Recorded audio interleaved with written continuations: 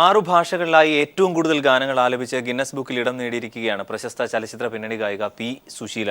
6 പതിറ്റാണ്ടിനിടയിൽ വിവിധ ഭാഷകളിലായി 17,000-ൽ അധികം ഗാനങ്ങളാണ് സുശീല പാടി റെക്കോർഡ് ചെയ്തിട്ടുള്ളത്.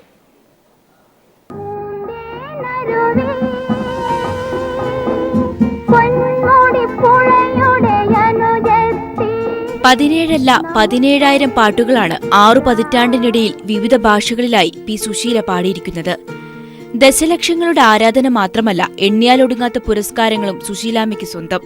10ഓളം ഭാഷകളിലായി 17,695 ഗാനങ്ങൾ എന്ന നേട്ടത്തിലൂടെയാണ് പി. സുശീലയുടെ പേര് ലോക ഗിന്നസ് ബുക്കിൽ എഴുതി ചേർക്കപ്പെട്ടത്. SP ബാലസുബ്രഹ്മണ്യത്തിനൊപ്പം 1336 യുഗ്മഗാനങ്ങളാണ് പാടിയിരിക്കുന്നത്. ഇത് മറ്റൊരു റെക്കോർഡാണ്.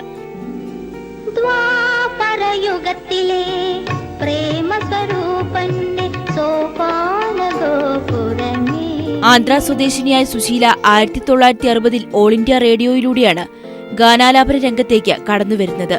പെട്ര തായ് എന്ന ചിത്രത്തിലൂടെ ചലച്ചിത്ര പിന്നണി ഗാന രംഗത്തേക്കുമെത്തി. സീത എന്ന സിനിമയിലെ പാട്ടുപാടിയുറക്കാം ഞാൻ എന്ന ഗാനത്തിലൂടെയാണ് പി. സുശീല എന്ന സൗഭാഗ്യം മലയാളികൾക്ക് സ്വന്തമാകുന്നത്.